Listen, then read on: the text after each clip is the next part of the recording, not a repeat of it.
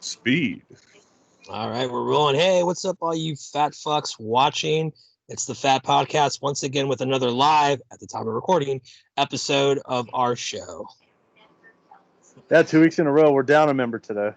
Yes, we are. Mike is, as they say in the business, on location, which is a fancy way of saying that he's working and cannot join us tonight. But I can honestly say that our views and opinions expressed tonight on the show do reflect that one of Miguel Orona. Yeah, so if we say something very offensive, blame him. This is it. This is the one where we let loose. We throw 3 sheets to the wind, and we bring back the hate email that we once so elegantly had.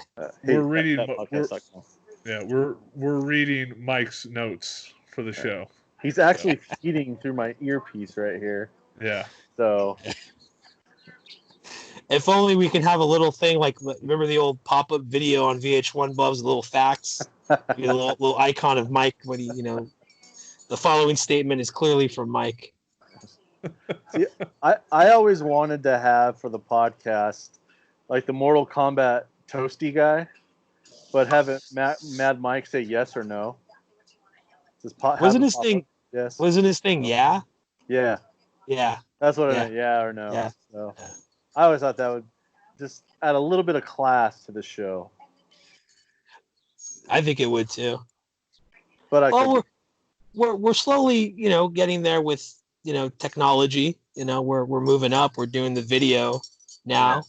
So, we might have little sound bites and things and whatnot. I mean, we're not Joe Rogan level yet, but hey, it took him a while too. Took him. Jamie, can you put that up on bring that up? Yeah, see, our version of that is, hold on, let me look it up. And yeah. Like that. Hey, it disappeared. Yeah, it happens if you cover up the camera.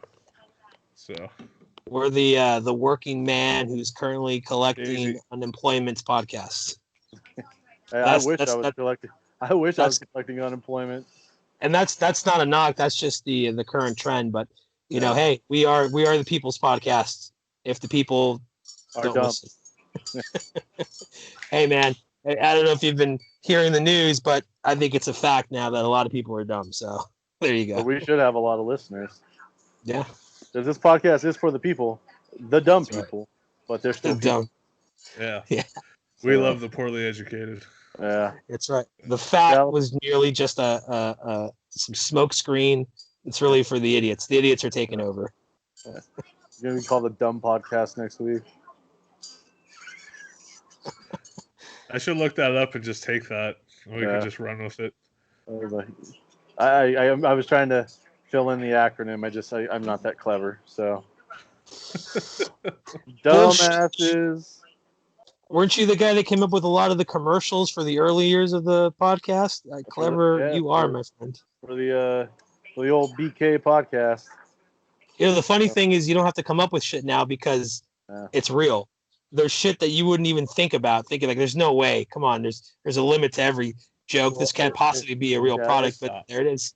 Well, I'm still very upset over one of the ads that I did way back in the day, the infamous Tam Panties commercial. Because the other day I was just kind of sitting there and Elizabeth was browsing online and she showed me an ad that popped up on her Facebook. And it was panty liners that have a sanitary napkin already installed. Underwear, yeah. Okay. You're a visionary, dude. But someone was listening down the line. We know two people for sure because there's the Tam Panties people, and then that one Chola girl who stole my Valentine's Day video or my Valentine's Day idea. You remember that? I do, man. You were quite upset about it. Still am. I want my royalties, man. People are listening, dude, because we can count several times where we've said something and it's come to fruition. So that's absolutely a fact. That's Whether true. it was products we wish would come back, fictional products that became real, or the San Antonio Spurs winning the NBA championship. Oh, dude, I'm still waiting on my ring for that one, dude. We fucking called that. We called it all fucking season long, man. Yes, we did. You know, but hey, Yeah. you know what, man? They brought back cookies and cream Oreos, so for me, that's a victory, bro. Yeah, and they also brought back Dunkaroos. Yeah, I think we talked about We Dunkaroos. did talk about Dunkaroos. Yeah. So Yeah. we need to start bringing some good shit back and talk about that, so they can start bringing everything back. The problem is, oh, go ahead, Dave. Well, you mentioned the cookies and cream Twix. They actually have the ice cream now. Really? Yeah, it's just a Twix ice cream, ice cream bars. Uh-huh. But instead of vanilla ice cream, it's cookies and cream. Ah, what a time to be alive. Yep. If I had diabetes, I'd shove it in my face hole. Yeah, I'm eating for 3 now. But I will say this to conclude that note is that I noticed that when we do say shit, there is a time difference between when it actually happens. So I would like to devote a future episode to merely just being the list of things we want back, the list of people that we want dead, and then we go from there. How you doing? Here's our topic. Just from beginning to end, we just start naming nouns. That's all it is. Sounds and then within the following week, it'll come to fruition. So we'll see. Sounds good to me. I am down to do a 4.5 hour marathon session about the things that we like, the things we want back, the things we hate, and the things that we want dead. Example, kudos, end of story. Bring back kudos bars. Kudos. Yeah. Kudos were tasty. Sorry if I've got construction noises going on in the back. So we got some work going on back there. You got a very important race going on.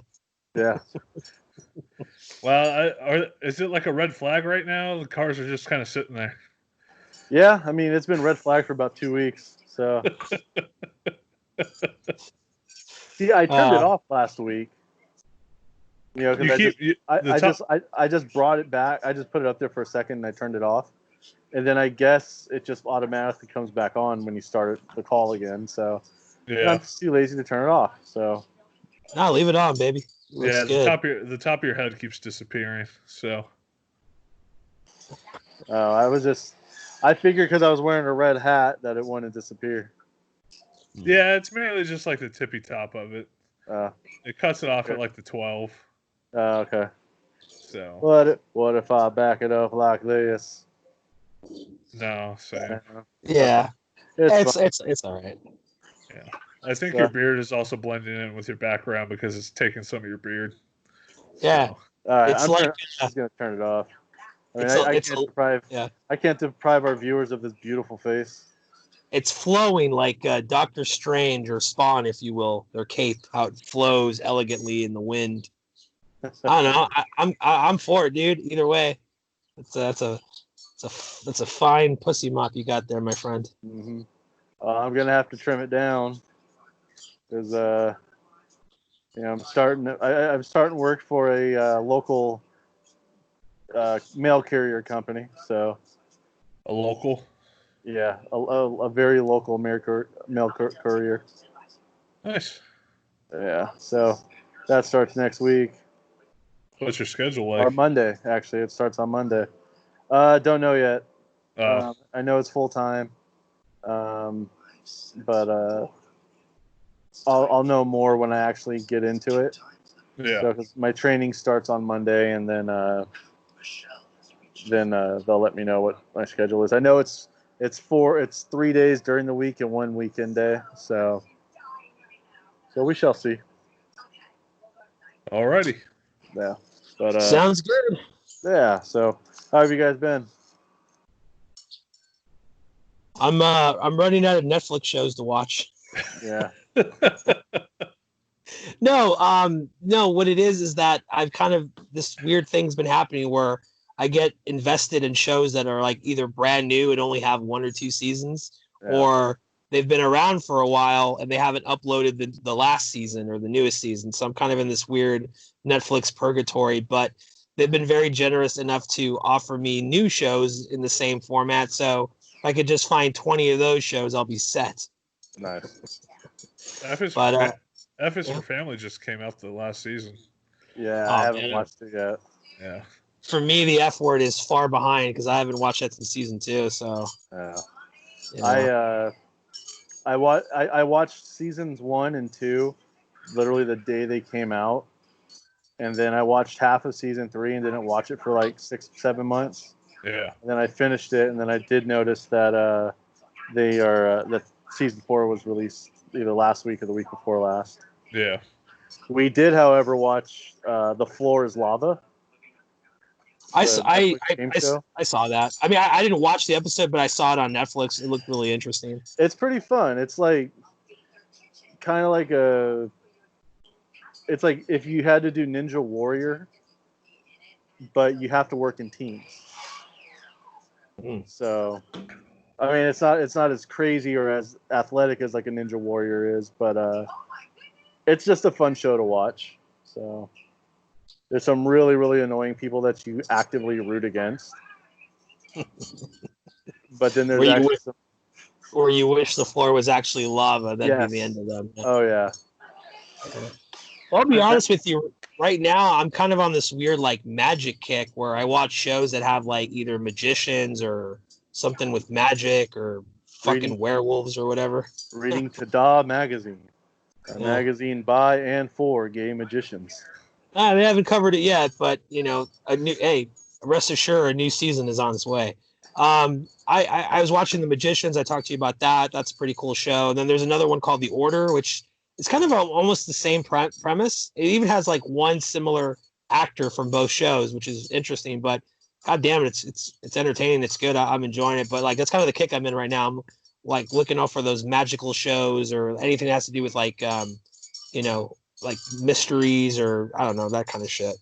All right. Yeah.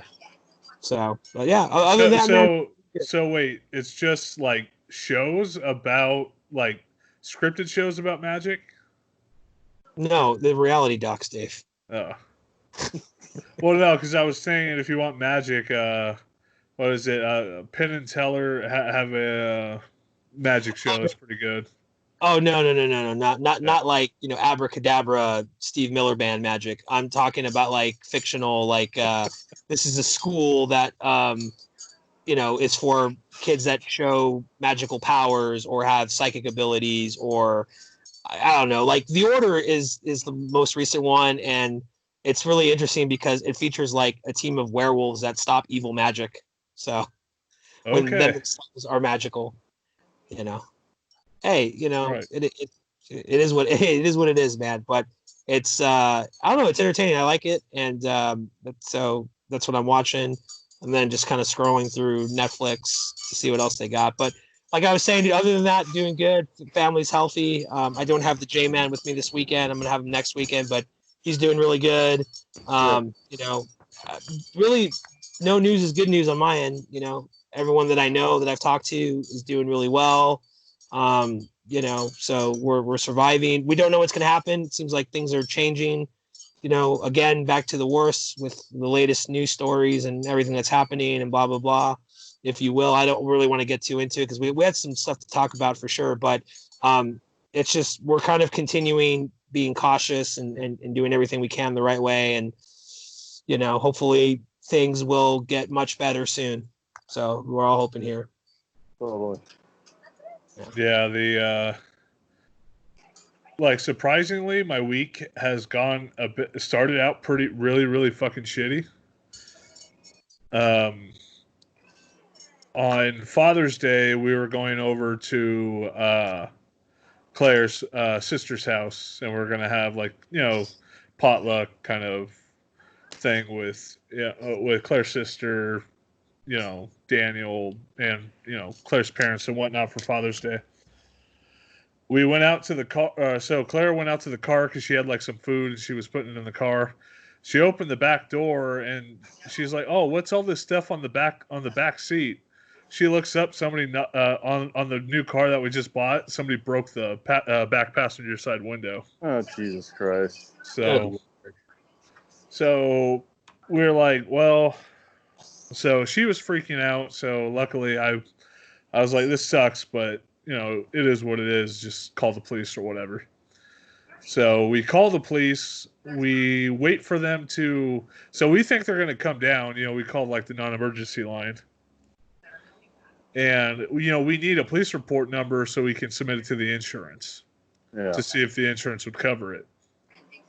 So we go down. So I call them, I talk to them, and they're like, okay, we'll have an officer call you, or it sounded like they said we'll send one down there. So about an hour later, they finally called. I'm just like, it takes 5 minutes. All I need is a fucking report number. Yeah. You know. So, we put in the police report and everything. We got the report number. We submitted to the insurance. Since our deductible is high on the car to begin with, so it's like it would have had to been some major damage before they actually covered anything. So, yeah, they broke the window. A person broke the window and stole a pencil case that had a name tag and some pens in it. Oh god. Yeah. Luckily, there was nothing else in the car for them to steal, but I'm just like, that's wonderful. That's like $300. And Claire just got her windows tinted also. Oh, even better. Yeah, so it saved the mess. I'll say that. Yeah. Because it all The glass is all held in by it. Yeah, all the glass. But yeah, I'm just like, how they must have had like a window breaker, like that little handle that has like the little metal tip on it. Because there's no way they could have swung a bat without causing any major damage to the car besides the window. Yeah. Or just anything. So I'm just like, this fucking sucks. So seem to know a lot about this for an innocent bystander, Dave. So we Sorry. we were talking to the insurance, and they're like, oh, we do ours through Safe Flight and blah blah blah, and they're like, oh, we can get you in on Saturday. Claire's like, I need it done earlier than that. We can't have a week where we have just a hole, that anybody could jump into the car. Yeah. And fuck with it. It's just like, so she's like, okay, whatever. Schedule me for this day. I think they had it originally scheduled for like Wednesday or something, and then they're like, oh, we have a special fee with SafeLight. Through SafeLight, you get a special discount. So Claire called up SafeLight just to see if they had like an earlier appointment, because we're gonna have to pay for it anyway. Yeah, their special discount was bullshit. It was nothing. Literally, like there was no discount on it. They were just saying it was a discount.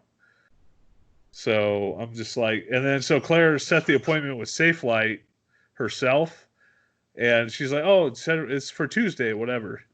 And she was looking at the appointment, like the appointment email or whatever it was, and it said for June 30th, and she's like, never mind that. So she canceled that, and then we went to some other local place down here in the IE. So luckily we got it fixed. They re-tinted the window for us. They pretty much did it all in a day.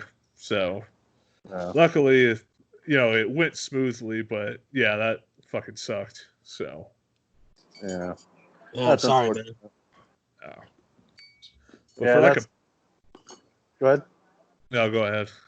No, we had like Elizabeth on her car. She had a cracked windshield for the longest time, and we actually found a place that was really super cheap that did a really good job. That's right down the street from our house. It only cost like $90 for a windshield and installation and everything. So, I don't know if a side door or side window would be any more expensive. I know some places they charge more for windows like that.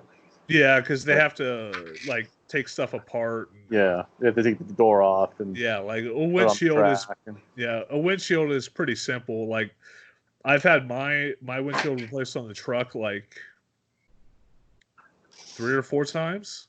Yeah, because driving over to Schweppes like once a week, like there'd just be constant shit flying up and hitting my windshield on the freeway. Yeah. So that kept causing cracks, and then we had SafeLight replace it. Not even a week later, it cracked. Yeah. So I'm just like, what's the point of this? Yeah. So finally, we got somebody that like on the truck that put in not like original glass, but like very close to like the original standard. Resin. I don't know. Yeah, it's resin. Whatever. The original standard on the truck before, and it's held up for a few years now, but that's good. That's always a pain in the ass. Yeah. To crack the windshield. Well, that sucks. Yeah. Can't have anything nice. Other than that, now my week's been just whatever. Been playing a lot of video games. Nice. What have you been playing? NBA 2K20. Okay. I have the Game Pass Ultimate on the Xbox, so that's a free game now that you could download. So, have you been playing My Team? I tried for a little bit, but I suck playing online. Yeah. So I'm like, I'm not gonna do this. I'm gonna get my ass kicked. So. I've just come to the conclusion with me when it comes to video games that no matter how many hours I put into games, I suck at video games now. Yeah. I'm just terrible. So. Well, that's modern games, I'm sure, but the old school games you probably pick up where you left off. Well, like NHL '94, absolutely, but like I still know all of my all the tricks in like all the Mario games and everything like that. But most modern games, I'm terrible. So. I even except for NASCAR Heat 4, I'm pretty good at that. So. I'm pretty terrible even at retro games. So. Yeah. Dave's still doing the trick where he plays two players and just puts the other controller to the side and dominates. That's an old Debo trick. Yeah. I'm a kind of hit or miss with the old games. I mean, like your Mortal Kombats, your Street Fighters, I'm good. Killer Instinct, I'm good. NBA Jam, fucking bring it on, dude. Tell you right now, I will fucking clean your clock with either the Utah Jazz or the Indiana Pacers. Oh, pick the two best teams. Hey, you don't fuck with John Stockton or Reggie Miller's 3 points, man. No. I was watching a documentary about NBA Jam, and apparently there's. I hope the documentary is called From Downtown, or else they missed out on that title. There's like 5. I think like 5. What's the arcade cabinets? Console? No, like the arcade cabinets, like the original NBA Jam arcade. There's 5. I think they said like 5 cabinets that have Michael Jordan, Gary Payton, and Ken Griffey Jr. in the game. Yeah. Ken Griffey. Yeah. Like it had something to do like Michael Jordan was like hosting this like big thing, like a players meetup, and the NBA Jam people were there. Yeah. And they were talking about how much they liked the game. So he made a special cabinet for Gary Payton and Michael Jordan and Ken Griffey Jr. and himself and like one other person that has those 3 in the game. So that's a big deal because I don't think a lot of people remember, but Michael Jordan never gave his likenesses for any basketball games in like the early to, I would say, basically from the time that he played to probably the early 2000s. Except for Jordan versus Bird. Yeah. There's a few of them, like Bulls versus Blazers. Jordan's in that. I think he's in one of the like early EA games, like one of the early. Well, technically, Bulls versus Blazers is a EA game, but like the live games, I think he's in like one of them. I think he was in maybe the first one. Yeah, and then I know in later versions, if you create Michael Jordan, it'll just apply the Michael Jordan stats to him. So I don't remember what NBA Live game it was, but if you typed in Michael Jordan or Larry Bird or Wilt Chamberlain, Bill Russell, any like retired player, it would have their stats preloaded into the game. You would just have to go in and edit the number and the player model and everything like that. Yeah. So I didn't know that. Excuse me. Yeah. I'm trying to think. I think the first game that he was in was I want to say NBA like after that stretch of where he didn't give his likeness out. I think it was either I want to say NBA Live 2000 or NBA Live 2001. Something like that. I think. Yeah, I think when he came back on the Wizards was the first time he gave his likeness. yeah. So Because I know like they had like the street game in that version, and he was like the big boss at the end of it that you had to beat, like the Jordan version, the Bulls version of himself. the Jordan version of Michael Jordan. Kind of, yeah. The one that we seen on the documentary, The Last Dance. Well, I was watching somebody did a YouTube video about his time on the Wizards on how, now granted he wasn't putting up like the Bull 96, 97 Bulls numbers, but he was still good. Yeah, but he was still good, and he actually made, like, up until he got injured, like the Wizards were a playoff team. Yeah.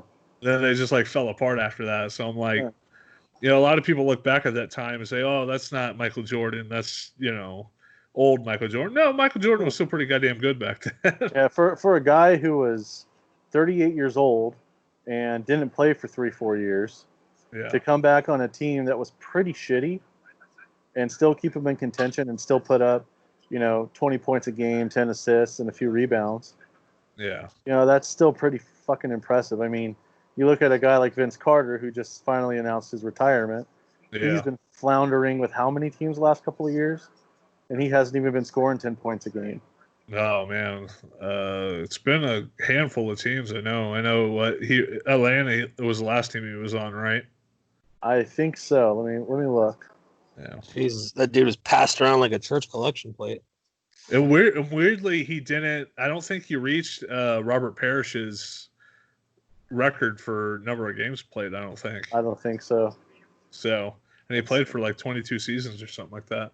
Yeah. It's kind of incredible to think that at one time a lot of people were looking at him as the next Michael Jordan, and that didn't come to fruition. No.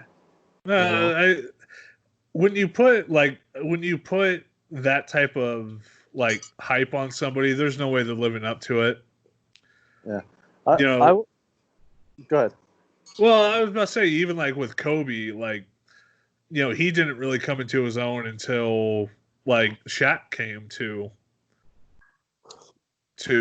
Los Angeles, and he finally had that like teammate that he could play off. So. Well, yeah, that's kind of the secret of all the legends, is that as great as they are, there's always going to be somebody that will help them that is needed. I mean, you know, Michael Jordan, you know, think of Scottie Pippen, you know, as a great example. And Michael has said himself that, you know, he speaks really highly of them. And, you know, there are great players, but there's never been one person that can just consistently prove like, hey, I can do it by myself. You know what I mean? The only player I've seen that from was LeBron. That year that he took the Cavs to the finals against the Spurs. Well, really, I mean, if you want to, he was literally like the only good player. If you really want to, if you like, really the only player that I've ever seen to do it, because really Michael couldn't do it by himself. I mean, Michael was great ever from his rookie year on. I mean, especially during his Bulls run, but Michael really didn't start winning until Pippen came along, until Jackson came along, until like his sixth or seventh year in the league. Yeah. You know, I mean, he couldn't do it himself. The only player that I could see him do it by himself really was LeBron. And the perfect example of it was the last time that LeBron went to the finals in Cleveland. That team sucked. There was nobody on that team. And was that the team that had Kyrie on it? No, this is the year that Kyrie was on the Celtics. Oh, okay. But I think he was injured. And firework. Yeah, I know. They're going off around here too. It's freaking daisy out. This is the year that the Cavs played the Celtics. Kyrie was injured in the playoffs, but the Celtics were still steamrolling people. Yeah. They just carried this wave of momentum through the Eastern Conference Finals, and LeBron single-handedly led that team to a Game 7 against the Celtics and into the finals, given that they were swept in the finals by Golden State. But that Eastern Conference Finals that LeBron just completely dominated was one of the single greatest performances in a series that I've ever seen, because he had to basically put everybody on his back and just carrying them through that series. Yeah. So, but but like Vince Carter, I've never ever thought that Vince Carter was going to be the next guy in line, or the next Jordan, or the next whatever. Like, for as exciting of a player that Vince Carter was for that period of time, like with the slam dunk contests and Air Canada and those Toronto years and everything, that he was an exciting player, but he never had that killer instinct that Michael Jordan had. He never did it to win. Every time he would go to a team, it was some shitty team where he would get his stats, and Well, I that was mean, about it. when he got he was traded to the Nets, Mm-hmm. that Nets team was pretty good. Yeah, the Nets teams were pretty good, but after that, it was like, what did he do? Nothing. Yeah. The teams that he went to play for were teams that were not going to be contenders, but he was going to be the star. He was going to be the focal point. Yeah. He was going to be the reason for butts in the seats, per se. Right. Exactly. So, like, him and the two players that I will always say that were good players but could have been better if they tried to actually do something in the NBA, like win a championship, are Vince Carter and Carmelo Anthony. I agree with you on Carmelo, man. Absolutely. Yeah. Carmelo could have had something great in Denver, but those Denver teams were pretty good. Yeah, they just couldn't get past the Spurs. Yeah, but he wanted to go home to New York and be the star and play for a C minus franchise. Yeah. I mean, oh, good. I'm about to say, with the Knicks, the most profitable team in the NBA, yet the biggest losers out of anybody. Yeah. So, like, you expect it out of a team like the Hornets, who aren't a big market team. Yeah. And the last time the Knicks were good were, what, 2001, 99? Something like that. Are you okay over there? Sorry, it's like a miniature earthquake going on over here in the studio. Shit's just flying off the shelves. Oh, I thought that was fireworks. Nope. That was a pop vinyl falling off of a shelf. I think you have too many pops. Yeah. So that was the Carmelo Anthony pop falling off the shelf. Yeah. That is not one that I own. So yeah, I know. I don't know. Do they make one? Regardless of the fact. Yeah, no, I said that people will say what they want to say. Rumors will happen, buzz will speculate, but it doesn't necessarily mean it's true.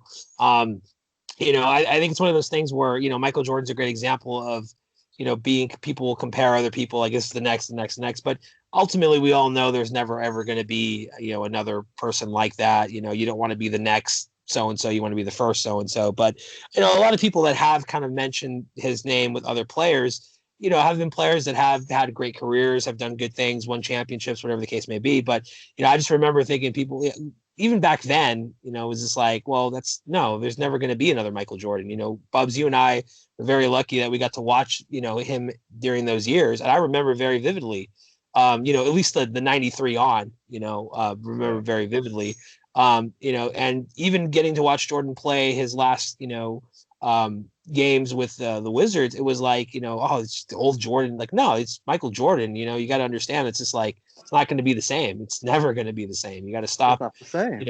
You got to stop. Putting that pressure on. It's just the fact that, like, look, he retired once and came back, and then he retired again, and you're like, well, he's not going to come back. That's it. But he came back, so it's like, enjoy it. Whether he played, a few games or a season or whatever it was great to see him, and it was really interesting too because, didn't he have like ownership of the team of the Wizards? He's like part owner. Okay. Yeah, so, I mean, makes sense. He was like team president or something like that. I think he was the minority owner. Oh, okay. There you go. The only minority thing. I don't say both literally and figuratively. Yeah. To a degree, but that was Mad Mike right there saying that. Yeah. There's you could do an emoji. Is there any emoji that looks like Mad Mike? Do a taco one. Taco one would be fine. Yeah. But I guess what I'm trying to say is anytime NBA Jam, bring it on. I got you. Actually, no, really quick though. I will say my favorite Michael Jordan game, if you guys ever played it, was Windy City Heat. Shut up. Yeah. No. Yeah. It's my favorite because how fucking ludicrous it is. My friend Jeff actually has a working copy, and every time I go over and we bust out the old NES and we play, Jam and whatnot, it's like, dude, let's just throw that on. Just Fucking burn it. the greatest game. Just burn it. That game's terrible. That's no Shaq Fu, that's for sure. Since we're on the NBA talk, they released the schedule Yep. for the, I guess, the remaining of the season. Yeah, well, it's to determine the last two spots in the playoffs. Yeah, it's the 16 playoff teams and I think 4 bubble teams or 5 bubble teams, whatever it is. So it's the remaining 8-game schedule that they were going to finish off the regular season with to see if one of those 4 teams that are on the bubble could get in. Yeah. So for all those teams, they've released 8-game schedules, and I think they're going to start July 24th, if I'm not mistaken. Yeah, I know. Like, there's pretty much. All I know is that I was looking at it, and there's pretty much no breaks for any team. So, like, they're gonna their practice will be actual games. Yeah. Like, especially for like those top 6 playoff teams who are, I'm guessing, only playing for seeding, right? Yeah. Yeah. So I know the Celtics' first game is July 31st. So they play the Bucks. That's if it happens. I mean, they are having it in Florida, and But any predictions for for if the season, if it does end up happening, and if do you think the favorites have changed or anything like that? I don't think with the way that things currently are, I don't think the favorites are changing all that much. But with how many players are basically saying, I'm not going to go play because, I don't want to risk getting sick, or players that have been getting sick. A lot of NBA players recently have been coming down with it. Yeah. It seems like. So I know there's been a few players that have already announced that they're not going to play. It's nobody big, but, like Nikola Jokic, who's, the star player for Denver, he has COVID and he's in Europe right now. So, he said he's going to play, so we'll see about that. But I mean, that's the thing with this illness is that they say 2 weeks. No, it could actually last months, like in some people. So and it can come back too. So you got to be careful. And then no, but for me, it's more like how our team's going to respond to not playing with each other for 3.5, 4 months. Yeah. Will they still have that chemistry, or will they still have the momentum that they had going going into the break that they had, that they'll have coming back in? Will Milwaukee still be dominant? Will Boston still be good? Will the Lakers still be? Will they still be in sync with each other? Because I already know that Avery Bradley for the Lakers, who's one of their backup point guards, he said he's not playing. Interesting. So, will that affect team chemistry? Yeah. LeBron's still there. Yeah. Anthony Davis is still there. But, what's really going to happen? So it's what all is that? It's that someone's drilling in the back. Oh. So it's all going to depend on, team chemistry and just trying to regain that momentum. I mean, it's for teams that are already in the playoffs, like Lakers, like the Celtics and the Bucks and all them. These 8 games aren't really important. They're not crucial. It's more. These are more like glorified preseason games. Yeah. Before the playoffs start. So kind of a good way to test the waters. Yeah, I mean, it'll be interesting to see. I mean, of course, I'm excited about it. And, the more sports, the happier I am. So, yeah. and of course my Celtics are good, so I want to see if they could actually make a run at this thing. They'll be healthy too, right? Like Yeah. everybody's healthy. Yeah, everybody's healthy. So, and even some teams that had injured players, and that this also includes hockey. They're eligible. So yeah. we'll see. Yep. All right. But All right. But yeah, basketball's coming back. Baseball announced that they're coming back. Maybe. That's Yeah. still Like all these sports organizations are announcing that they're making their comeback, but it's all going to depend on, the pandemic and the numbers and everything like that. So, baseball's supposed to be making their return at the end of July as well. For the first time ever, I'm just not excited for baseball. I was really excited coming out of spring training and everything like that, to see like how the Angels do, how the Yankees do with Garrett Cole and everything. But with the the back and forth that's been happening between the players in the league, I'm just tired of the fighting, and I'm just tired of hearing about it. And the time for just playing baseball is kind of just over for me, and I just wish they would just kind of cancel the whole season. Yeah. And that's another thing with it is that like they could start the season then immediately cancel it, especially if this gets worse. So it's like there's really nothing to get excited over. Yeah. So I mean, same thing with hockey. It like I want hockey to come back, but I'm like now. I mean, we could get into it about the draft. I know you have some thoughts about the draft lottery. Not happy. Not happy one bit. What happened? I don't know anything about it. So there were like 3 or 4 different pools in the draft lottery this year, and through whatever algorithms that they had, the 7 teams that were in the lottery that aren't going to be in the qualifier rounds, they were eligible to be in the top 7, but only if these different scenarios played out. Well, one of the scenarios happened where one of the qualifying teams made it into the draft lottery. So Elizabeth and I were watching it last night. Hold on, I'm going to shut my window. Hold on. Okay. Tell them stop screwing shit.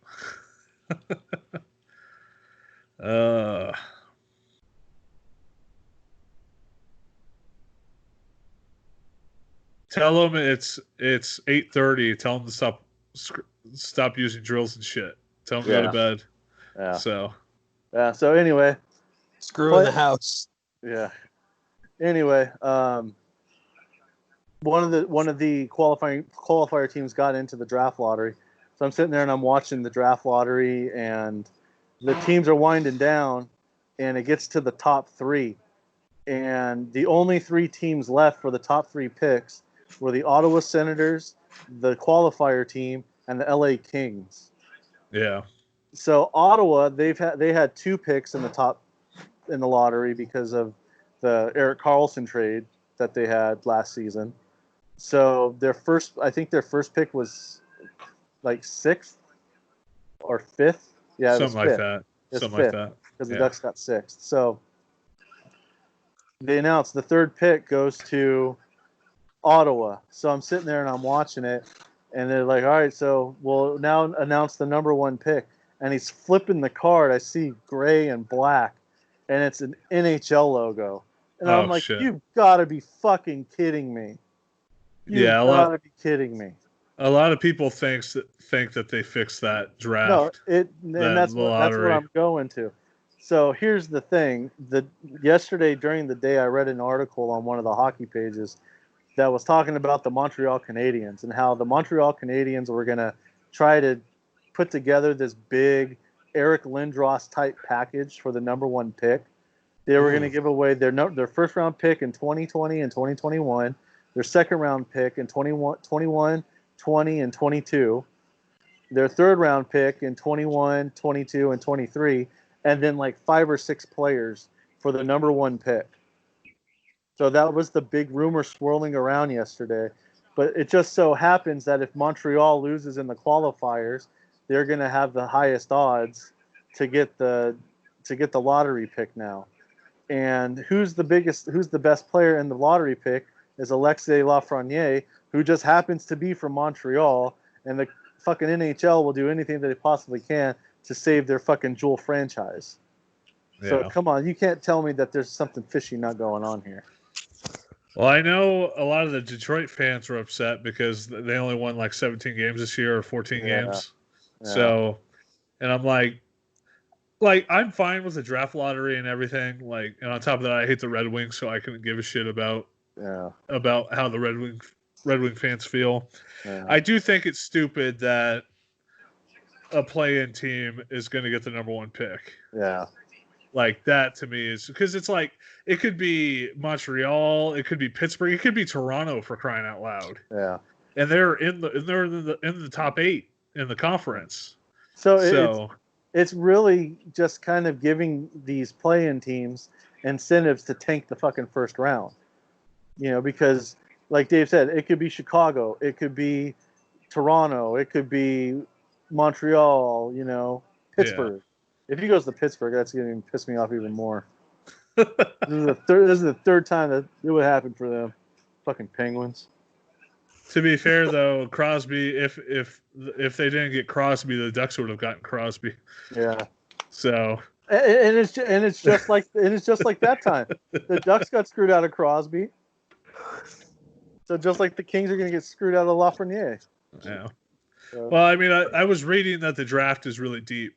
So the Kings should be getting a good player either way. Yeah, but I mean, Alexis Lafreniere, he's a once in a generational type player. I mean, I watched this guy in the World Juniors. I've watched highlights of him. He's basically he's Connor McDavid.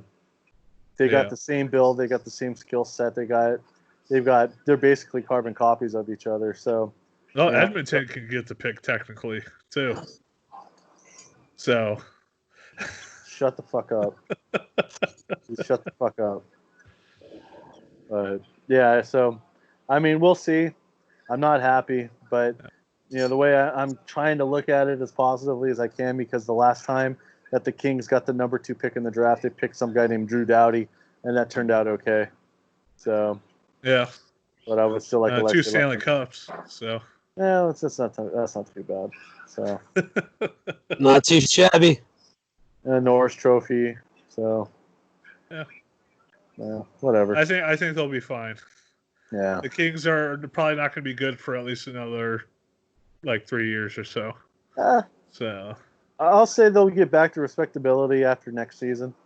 You think? So yeah, I mean they were showing signs of life at the end of the season this year. They went on a 7 or 8 game winning streak to close out the season, and they're starting to gel together. They got some good guys coming up from Ontario, and you know, unfortunately, guys like not Drew Doughty, but Jonathan Quick and Kopitar and all them, or Dustin Brown, they're getting old. So, you know, once it's really going to all depend on their contracts. Once those contracts are off the books, then they can start investing back into the team. So we're taking bets. Who's tanking in the playing round? Montreal, definitely. Yeah. Definitely Montreal. Because I know the salary cap's also going down, right? Am I correct in saying that? So, I think so.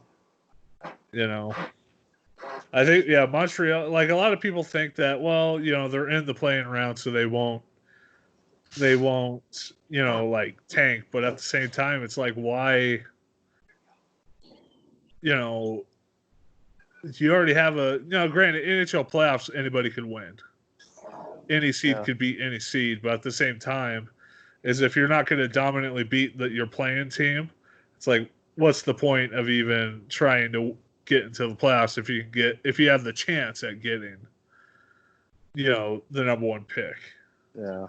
So it does seem like the smarter move. I mean, let's face it, they might get past the first, but nobody's predicting. Nobody thinks it's going to happen. So, you know, why put that in jeopardy? You know, I think the real challenge is for them to, you know, everyone's going to be looking at them thinking they're going to do it, but they got to, I guess, be convincing at doing so. I don't know. It's just a weird situation. But Bubs, hearing the facts from you, man, I got to tell you, man, it's pretty hard not to think conspiracy on that one, man. There's a lot of what ifs there, and I don't know anything about this player, but the way you talk about him, the term like once in a lifetime, I mean, that has been said a few times in the history of hockey, and goddamn, man, if those words weren't truer said then than they were said today. So we'll see what happens. But when did they have a date for anything set for hockey? Because I'm out of the loop, dude. I know nothing. Not yet. They're supposed to be announcing hub cities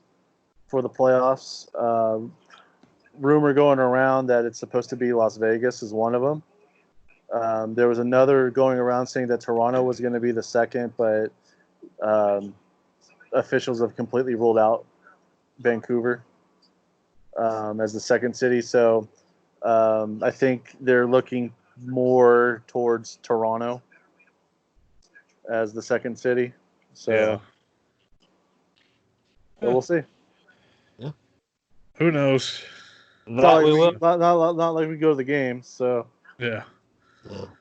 I mean, it'll be something to distract us from this terrible year that we're living in. Yeah. So, see, like Elizabeth and I were talking, we're like, it's been so shitty since March. Why couldn't the Kings just get the number one pick? Just to bring a little sunshine into our day. Oh, they got the number 2 pick. Stop complaining. Hey, fuck you. I'm gonna complain. Our honeymoon's been canceled twice because of this shit. Our concert that we were supposed to go to this past Friday was postponed until this shit's over with. Yeah. We're both out of work. Something's got to go for us. Yeah. Well, I guess Ryan Blaney won on Sunday, so that's good. Yeah. Monday, excuse me. It's Bubs. It's a start, is what that is. Yeah. It's a start. Well, since you brought it up, you said you wanted to talk about the Bubba Wallace situation.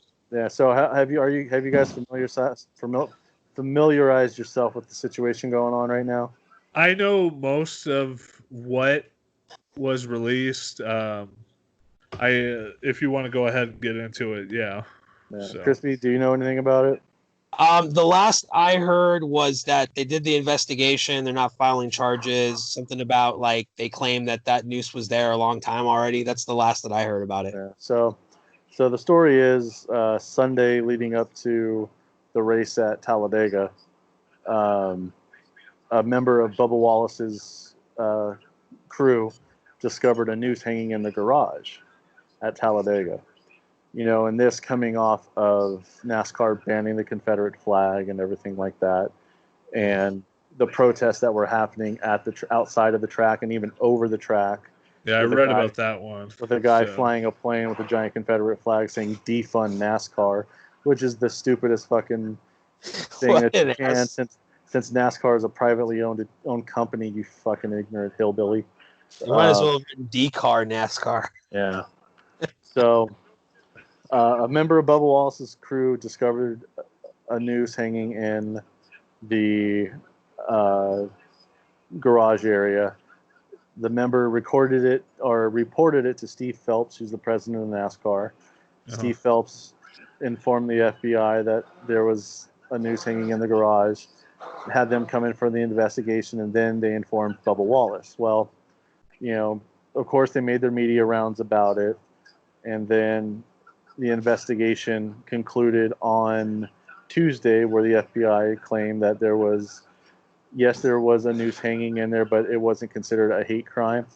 Through the investigation, that they discovered that Wood Brothers Racing placed the noose there last October during the fall race as a garage pool. So they also did an internal investigation for NASCAR, where they sent officials to every single track that they go to, and out of every single track, they've only found 11 rope pulls for garages, but the only one that was fancied like a noose was the one in Bubba Wallace's garage. Of course, everybody has their opinion about it. Yeah. Everybody is basically calling hoax, like the Jussie Smollett situation. First of all, this is nothing like the Jussie Smollett situation, okay? The steps that NASCAR took were absolutely correct. If you have any suspicion that there's some wrongdoing going on, whether it's a hate crime or any crime in general, what do? You notify the police. Yeah. You notify any authorities that you can. That's the one thing that you're supposed to do. Yeah. In my opinion, where NASCAR really messed up on it was the way that they handled the information getting out to the public. Yeah. Rather than saying that there was an alleged hate crime or an alleged noose, or just keeping quiet about it until the investigation was complete. That's where they kind of messed up, because they just kind of came out and they jumped the gun, and that's all this is. The whole situation was It was an organization reacting emotionally rather than logically about a situation that you can't take lightly, especially with the racial climate going on in the country right now. But for the people who are thinking that, oh, this is a hoax, this is Jesse Small, just shut the fuck up. Yeah, that was one thing that kind of pissed me off, especially after I read all the facts about it, was people comparing it to Jesse Small, especially calling Bubba Wallace out for that. Yeah. I'm like, Bubba Wallace didn't do anything. No. He was pretty much just talking about what NASCAR was telling him. Yeah.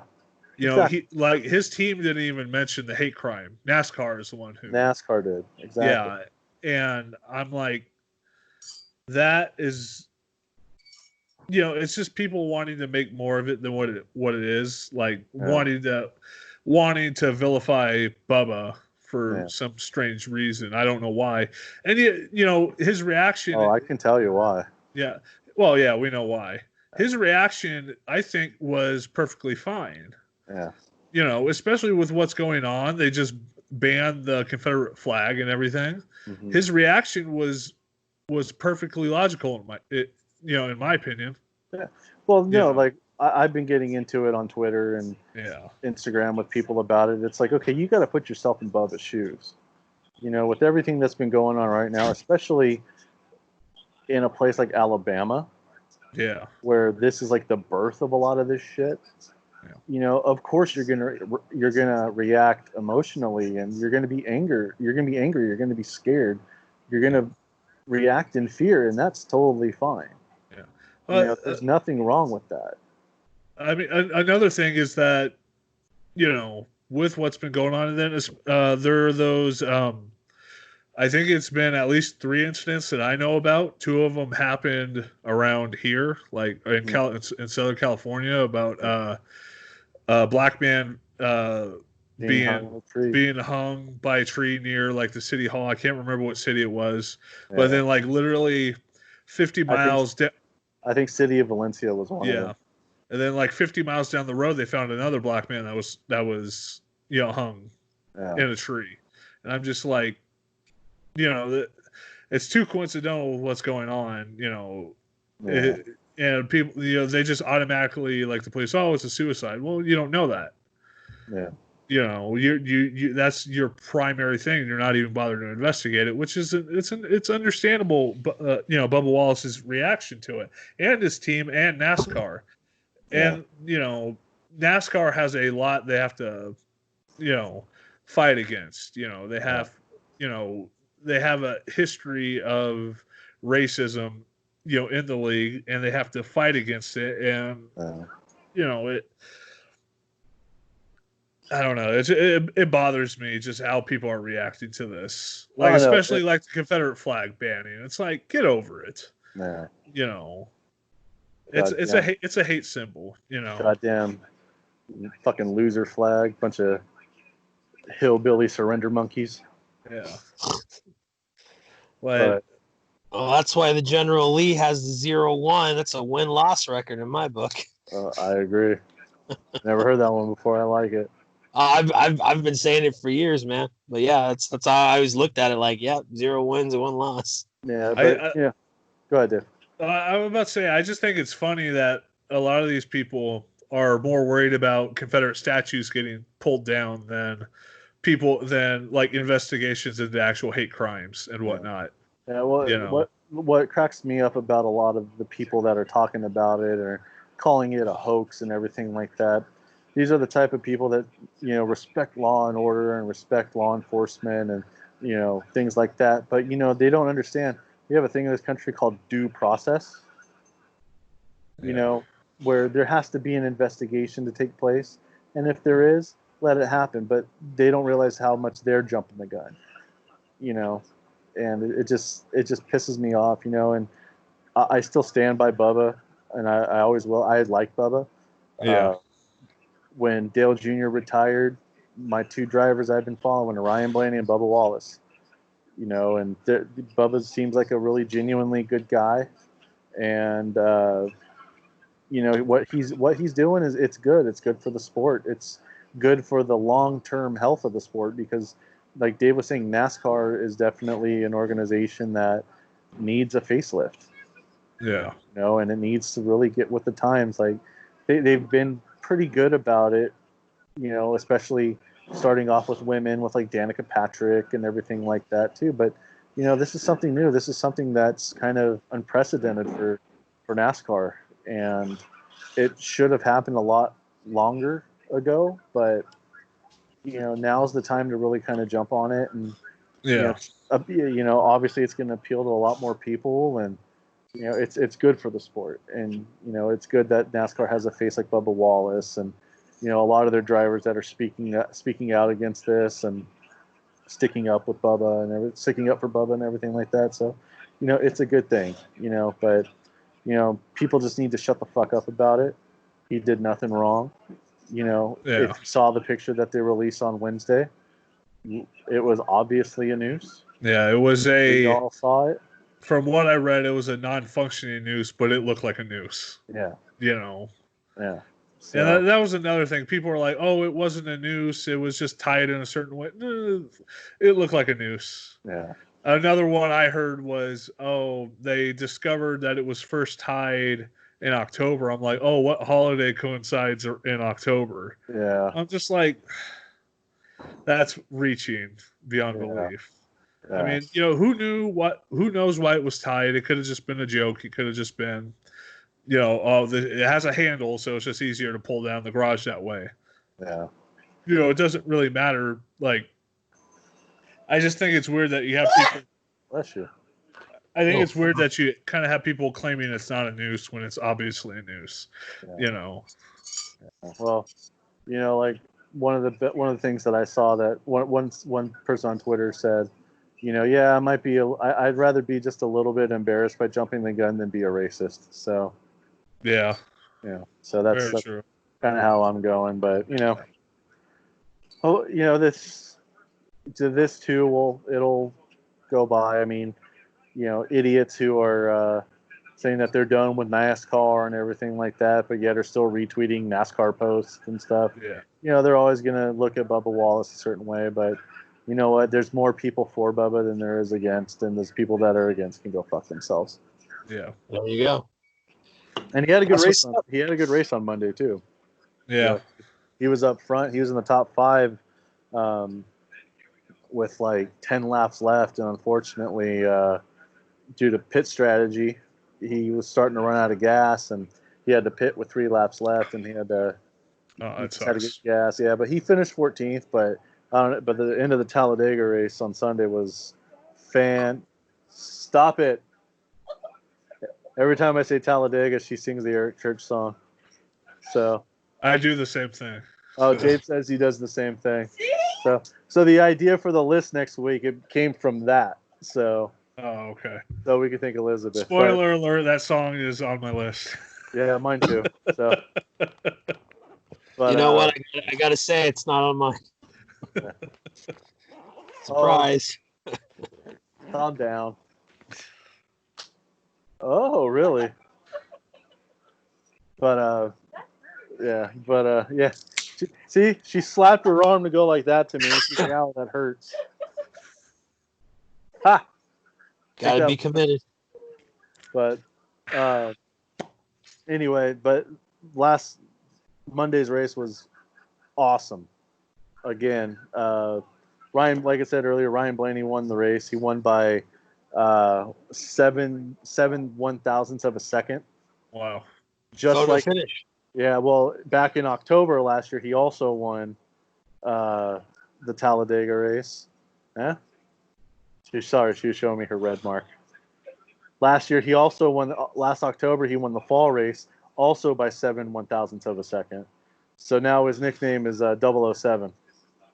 So, It's pretty cool. yeah, but no, it was a hell of a race. If you didn't watch the finish of it, watch the last 5 laps. He was basically riding in the back of the pack, like 10th from 10th to 15th to conserve gas, and then with about 4 laps left, he made a charge to the front.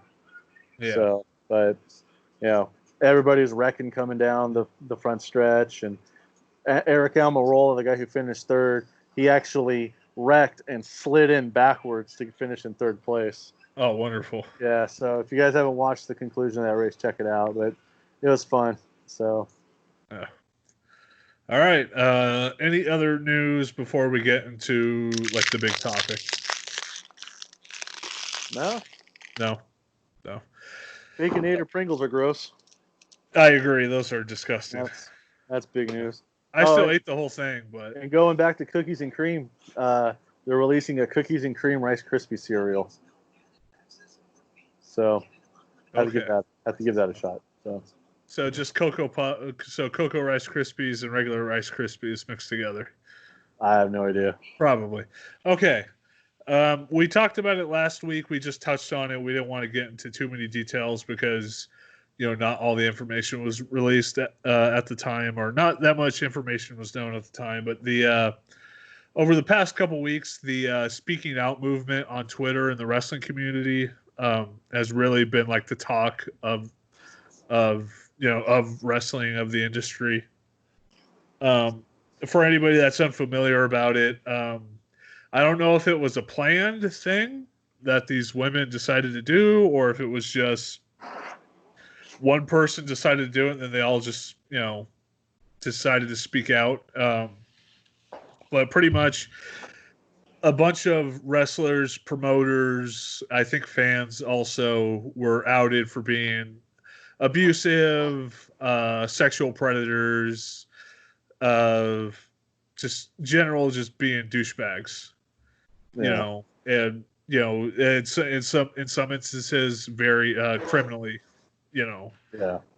some criminal stuff going on. We're not going to get into the whole list of names because that would just take all night. And on top of that, I just some of the stories are incomplete. Some of the and everything. I'm not too familiar with all the stories. I figured we would just touch on the bigger names that we know quite a bit of information about. And also remember that these are just allegations. Yeah. These are allegations at this right now. I think in the UK, Jesus. I think they've the UK police have taken a few of the cases and are looking into it. Yeah. So, they've actually told people to stop tweeting stuff and putting like evidence out on Twitter. Yeah. So, because they're trying to figure out if what they're hearing if there needs to be any criminal charges or whatnot. Just to touch on a few names, I think did we mention Jim Cornette last week, or did we just talk about it before? I don't remember. You talked about it, but I think it might have been in our messenger chat. I don't think we really want. So I'm on the list. I'm on. What'd you do? The list? Jesus. No, I'm not on the list. You did say fans. What were you doing at those PWG shows, huh? I think did the chair speak out? Yeah, bad choice of words. No, I'm looking at the list. It's on ringsidenews.com. They actually have an entire list of people with their articles linking to Twitter, messages and whatnot. One of the first names that came out was David Starr, and if you're are you guys familiar with David Starr? No. No. All right. He's not a huge independent wrestler, but he's probably in that echelon, almost pretty high up, but not too high. He's very outspoken on certain issues, very liberal, very, union, he's very pro-union. He's been wanting wrestlers to unionize for a while. Yeah. and he was outed for being an abusive, piece of shit in his past relationships. Yeah. And he was like the first one, as far as I know, that was outed out of all of these. And yeah, he handled it terribly. Like, he was one of those guys that wouldn't own up to what was said. And eventually he just deleted his Twitter and stopped talking. So, like, I'm not sure if he had any sexual misconduct allegations put against him, like any rapes or anything like that. Mm. But like, I guess it's pretty bad, and he just quit Twitter because he couldn't take the backlash that he was receiving, and also pretty much confirmed that he's a big piece of shit. So, and that was the thing. You sort of, when a conservative person, like, let's say like a conservative politician who's very homophobic, like, he'll be like the most homophobic person out there. Yeah. And then he'll later come out the closet as being gay. This is sort of how, like, David Starr is. Like, now granted, there's nothing wrong with being gay. I'm not saying that. I'm just saying, like, he's very outspoken. He's very, pro women. Obviously. And it turns out, he's kind of a piece of shit, and abusive piece of shit at that. So that was one of them. I don't want to get into the stories. You could look them up. Just search up David Starr. It's Starr with 2 R's. So, one of the other names was Jim Cornette. He and his wife got accused of grooming talent for contracts. This one actually made me throw up a little bit. Yeah. And the difference between a lot of these is that this one actually had text messages. Yeah. And pictures. And pictures from Mrs. Cornette. Yeah, from I forgot what her name is, but Mrs. Cornette. And Wild of course, Cornette. Of course, he's denied it. But I believe her name is Fat Sweaty Betty. There you go. Speaking of which, we here at the Fat Podcast highly encourage that you do not look up those pictures. Just take our words for it. They are, as the kids say, gross. Yeah. To us. So yeah, pretty much they were accused of. Yeah. They were accused of grooming younger talent for contracts and whatnot. Yeah. So, and then like Cornette's wife was also accused of going after talent that kind of left her, like cutting tires, like and whatnot, trying to like blackball, kind of careers, intimidate. Yeah, like her former victims. So yeah, that's that one. The big name with all the creepy things that Jim Cornette is, a cuckold is like the last one I expected. I don't know. Yeah, it's like, you don't think about it, but now that it's come up, you're kind of like, it makes sense. That we'll get into a situation in a couple names. In a couple names, we'll get to one guy that we were like, oh yeah, we're not surprised by that. We're disappointed, but we're not surprised. One of the other ones was Velveteen Dream. He had more people come forward. A few weeks back, there was this Twitter account that came out with a couple of screenshots that showed him sending nudes to a teenager. And then that went away. Like, literally, like the kid deleted his Twitter account, and they just kind of went cold after that. And then another guy came out and said that no, like, Velveteen Dream is famous for trying to groom younger guys, especially like teenagers, into like sexual relationships. And there have been a couple of other like screenshots that have came out. I don't want to get into it. It's kind of gross. So it's disturbing. It's a nightmare, is what it is. yeah. Yeah. It's just sad that this is somebody's reality. Yeah. You know, I mean, if the allegations are true, this is somebody's reality, and for us, it sucks because especially I really like Velveteen Dream. Yeah. You know, and it's just like, goddamn, another wrestler lets you down. Yeah. So. One of the other names was Mike Quackenbush. I was surprised to see that one. Really? I didn't hear about Quackenbush. He got outed as being a racist. Like he would yell, like he would like make very racist remarks at people, and Really? he immediately closed everything, deleted Twitter, closed out Chikara and everything. So yeah, I heard about Chikara closing down, but Yeah. I didn't know it was because of that. yeah. So Wow. and you know, Quackenbush, he's had a lot of influence over like wrestling as it is, like especially independent wrestling, Right. or as the new style, as what as it is right now. And it just like that's just one of those situations you fucking hate to see, Yeah. especially with a guy that has that that is responsible for getting a lot of guys their spots. Guys like giving spots to guys like Cesaro and whatnot, and Chris Hero and everything else. So it's disappointing to see that he's a racist piece of shit. So Allegedly. allegedly.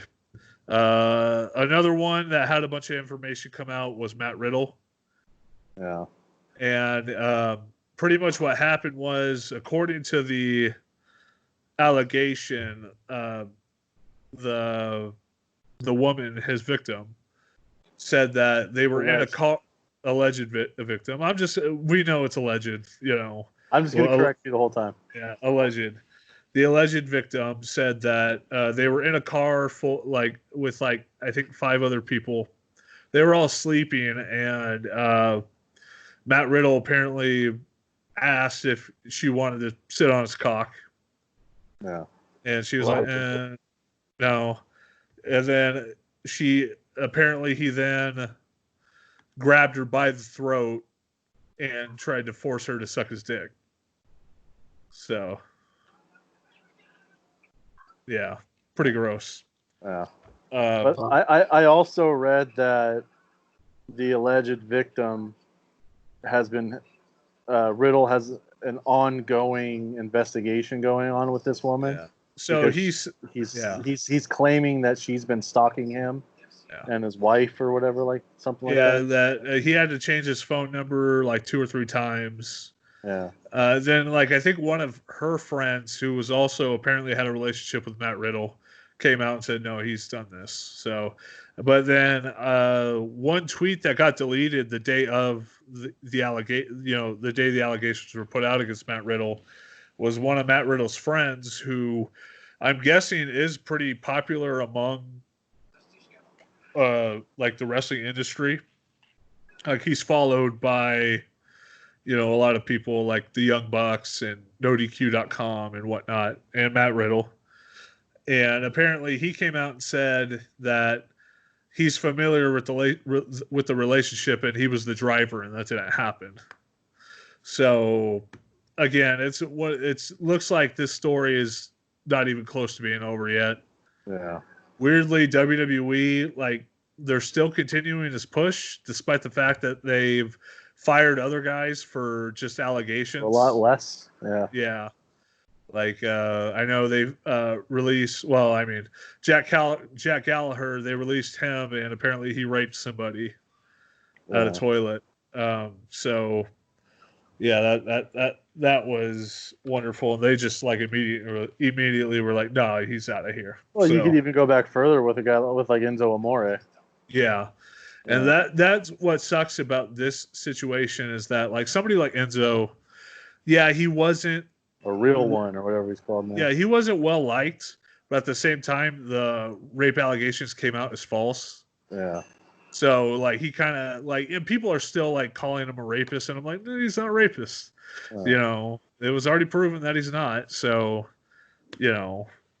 I wish people would stop mentioning Enzo in all of this, because he didn't really do anything. He didn't do anything. No. Yeah. So he may be a piece of shit, but yeah, he's not a piece of shit that raped somebody. if you don't like the guy, you don't like the guy. But obviously, continuing to fan just shit that's not true, it doesn't help. It's kind of a shitty thing because it's like, I get it at the time. You didn't like him. This happened. You're like, oh, I told you he was a piece of shit. And then, denying it and saying it doesn't work. So it's just, like I said, I don't know the guy personally. I've heard stories. I think he, is a piece of shit. But on this level, it's like, hey, it's not a fair thing to say in the fight. You're going to talk shit about him. Leave that out because it's proven not to be true. So, yeah. Agreed. So, a couple of the other names before we get into like the real big ones. Will Ospreay was accused of grooming trainees. Both him and B. Priestley were accused of grooming people. He also defended one of his friends that turned out to be a piece of shit. Like, because he had like allegations put up against him, and it turned out the allegations were true. So, let's see. Sammy Guevara, that situation, like he wasn't called out in the speaking out movement.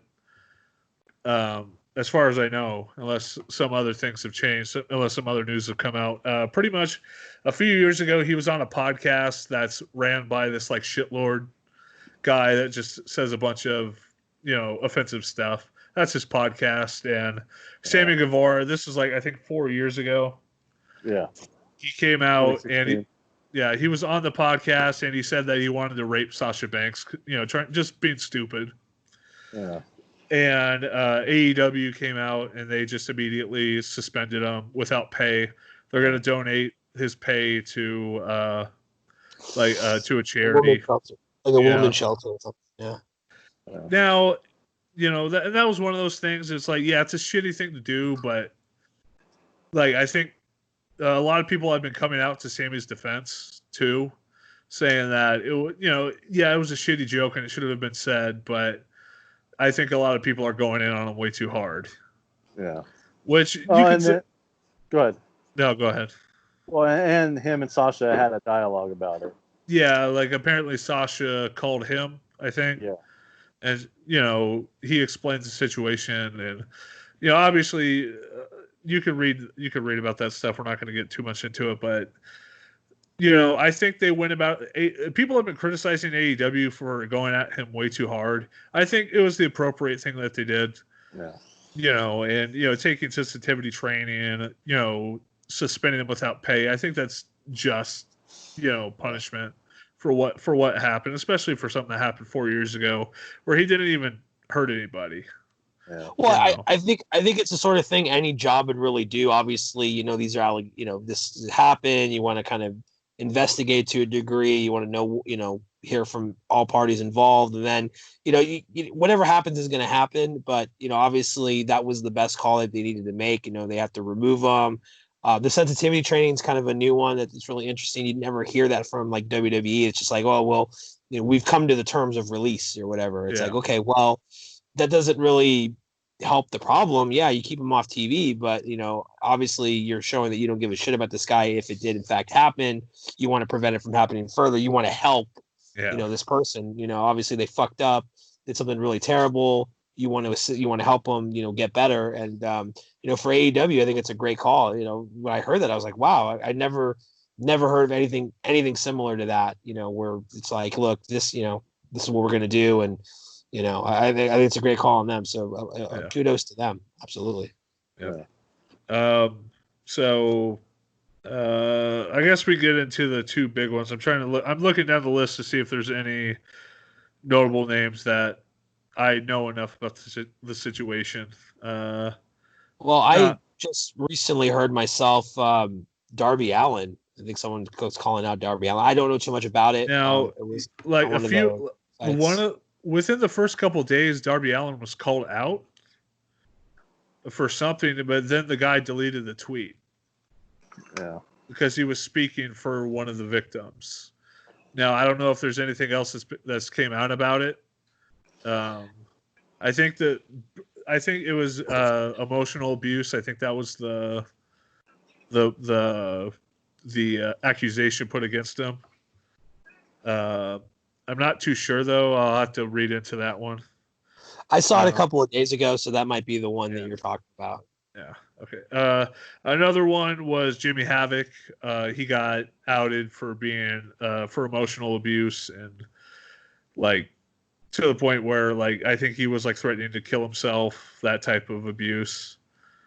And AEW, they pretty much they did the same thing. They suspended him without pay, and then they also put him in I think like therapy.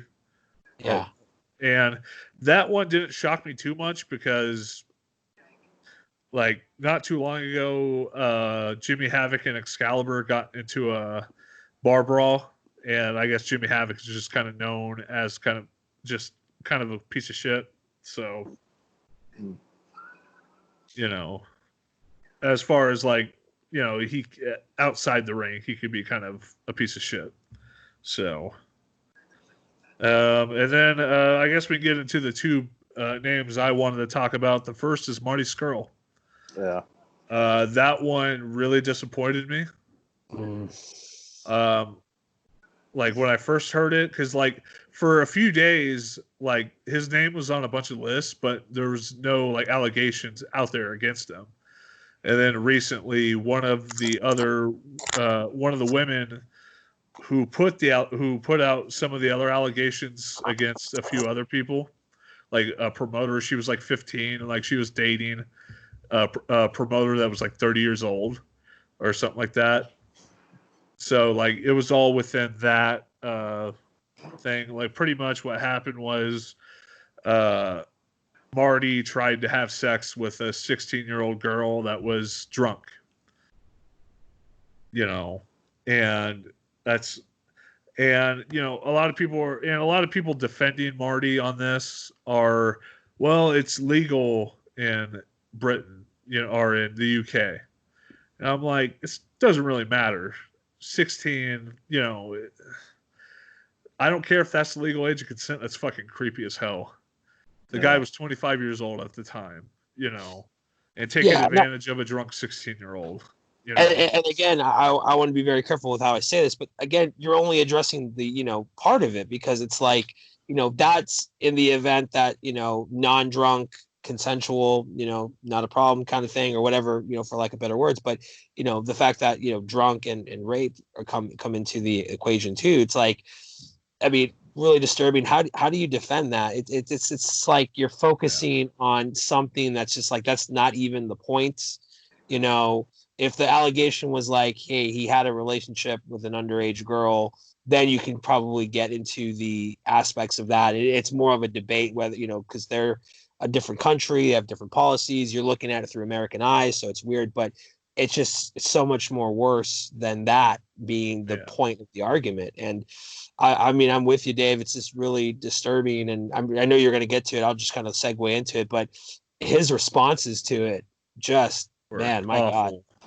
Just now my this is my criticism to a lot of people that have come out with statements, especially with people that you know that it happened, that at least some of what's been accused have happened, and we'll get to the last name after this especially. But Marty's response was pretty much a, like, he kind of admitted to doing it, but he didn't apologize for it. And he just went on about, oh, the wrestling community needs to not bully her and everything. And I'm like, well, duh, of course. You know, thank you for telling me, you know, how to be a decent human being. You know, we shouldn't be bullying these people, obviously, dummy.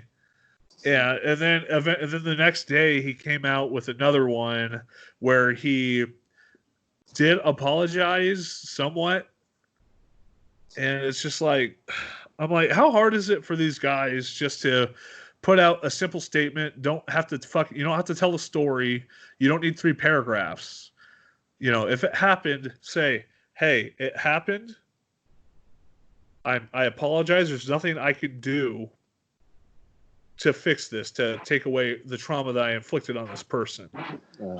But, you know, I will, you know, abide by whatever investigation gets put forth. You know, I'll take my punishment for what it is. You know, I will be better. How hard is that to say? You know, You literally say it word for word you just said, but it's these guys, it just bothers me how they respond to this. I'm like, if you're going to admit to it, at least fucking own up to it properly, And the thing with me with Marty Scurll is his initial response was disgusting, and the fact that he released the second statement was even worse. It's like, dude, just shut up. Yeah. Like, come on, man. You're making your case even worse now. Yeah. But now I have to get rid of my Marty Scurll pin, so Yeah. I got the Pro Wrestling crate and it came with the Marty Scurll pin, so I have to get rid of that now. So now, real quick, before we get into the last name, where's his name? Rob Feinstein, was he called out again for something? Because this would be his second time, because Rob Feinstein's the co-founder of Ring of Honor, and he was also the owner of RF Video, the company that would distribute ROH DVDs. I don't know if he was caught or if he was accused, but like 10, 15 years ago, or about 10 years ago, I'd say. I think this was about the 14-year-old boy. Yeah, back in 2004 or whatnot. So yeah. Okay. I saw his name floating on a list. So that one's been around for long. I don't think anybody new has accused him. Maybe more information has came out. I'm not sure. Okay. So, but the last name going into this was, and probably the most disappointing one in my opinion, was like, especially because I've sung his praises dozens of times and defended him like dozens of times. And that's Joey Ryan. He's been accused by, I think there have been like 15 accusations put out against him. And that one just that one left me the most disappointed, because I'm like, for years I've defended Joey Ryan, saying how great he is for independent wrestling, for how good he was at promoting women's wrestling and intergender wrestling. And then to have it come out that, oh yeah, he's kind of he's a sexual predator. I'm just like, that bothered me and just broke my heart. Yeah. Like into a million pieces. Yeah. Because I've met Joey a couple times. We met him at the Championship Wrestling from Hollywood. I've seen him at a few PWG shows. I've been to a bar wrestling show where Joey was in front, greeting everybody coming in, being the nice guy. Yeah. And I don't know. It's just, and you could even go back just a few episodes ago. Before this coronavirus stuff, I've defended Joey Ryan and said how great of a person he is. Yeah. And I'm just a fan. So I feel bad for all the defending I've done of Joey Ryan. I was waiting, because he was one of the first names that I read, but I couldn't find any base allegations, and then all of a sudden it was like the floodgate opened up against them. And I can't imagine what it's like to be the victims of that, or even just to be Joey's friend. Yeah.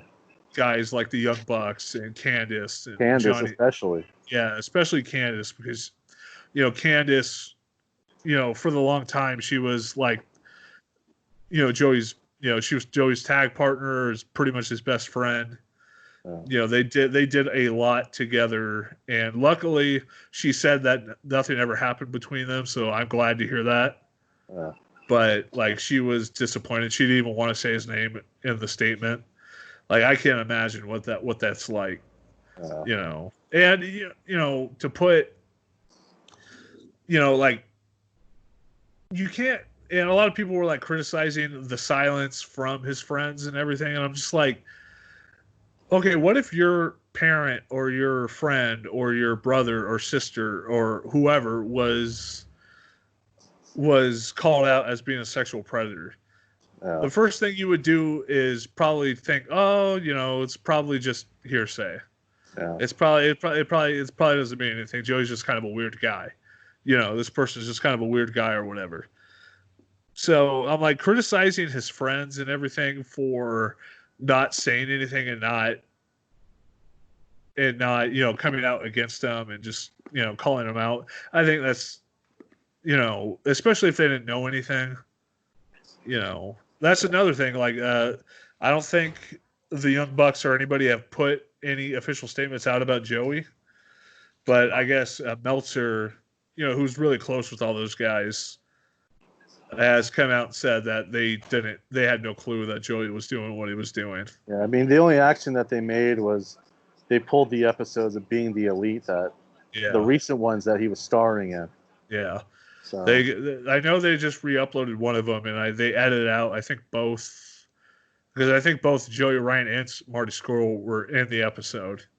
Yeah. So I think they've edited out any mention of them, and I don't know. I'm just disappointed. This is not only was he destructive to his victims' lives, his alleged victims' lives, but he's also just put a huge black mark on Southern California independent wrestling. Yeah. Yeah. So I've had more than a few encounters with Joey Ryan. The establishment that I used to work at a restaurant called National Sports Grill, and it was a WWF blast area where we would show the pay-per-views, and a lot of the wrestlers that came in were from UPW, and Joey was one of those guys. And Joey was always a nice person. I never really got to know him on a personal level or anything like that, but I would talk to him when we come in, and seemed like a nice guy, but there was never any allegations made, but he actually dated one of our cocktail waitresses who was actually a really close friend of mine. Uh-huh. And she never said anything happened. They went on a handful of dates, but she just basically said that she didn't want to date him anymore because he was just kind of creepy. Yeah. So I've never really been upfront and supportive of Joey Ryan because I've always had that lingering feeling in the back of my head because I know him. I know someone personally that he's had a relationship with or a romantic relationship with or whatever you want to call it. Yeah. So it's disappointing to hear. Yeah. I always just kind of hope that, wrestlers are they're just kind of awkward people to begin with. They're just kind of goofballs that live inside the business. So I've always been just kind of hoping it was that. And then when I saw the allegations, I was like, son of a bitch. So it got me thinking, and I'm like, I hope nothing happened as far back as that. Yeah. I don't think so, but it just really disappointed me to hear. Yeah. So he was another one that came out with such a bullshit statement. Yeah. His statement was fucking awful. Yeah. He didn't admit to anything. He's like, I think his lawyer, he said something about his lawyer telling him that they're investigating certain aspects of some of the stories. And I'm just like, what a fucking piece of shit. And I immediately, once that came out, I threw, I love Candice LeRae. Candice LeRae is one of my favorite wrestlers, but I had to throw away my World's Cutest Tag Team shirt. Yeah. I tore it in half, threw it in the garbage. Did you really tear it in half? Yeah, I cut it in half, threw it in the garbage. That bug, it just bugs me. I don't know. Well, it should bug you. I mean, yeah, it's disgusting. Yeah, it's disappointing, especially like I said, because of how supposedly Joey Ryan was an ally to a lot of Black Lives Matter. He's put his support out for that. He's been singing the praises of a lot of women. And the one bar wrestling show I went to every match featured a woman. Yeah. And it especially that's the show that sold me on how great oh man, what's her name? Sorry, I'm blanking out. I'm kind of drunk. I'm getting kind of drunk. Sorry about that. how good Chris Statlander is because she Yeah. wrestled Brian Cage at the show. So it's just like it sucks what Joey has done to wrestling and what he's done, mainly what he's done to his victims. Yeah. You know, it's gross and Alleged victims. yeah. This one seems. Yeah, 15 people come out against you. You kind of, that's Cosby status right there. Yeah, that's, you know, I don't know if he's going to have any criminal charges put up against him. One of the stories I read made me vomit, made me want to vomit, to the point where I don't want to get into too much detail, but it involved him forcing a woman down and then using her hand to masturbate his dick, pretty much. I think that was the story I read. It's either that or he laid on top of her and masturbated while he was laying on top of her. So, Jesus, pretty fucking gross stuff. Well, And, you know, it's disappointing.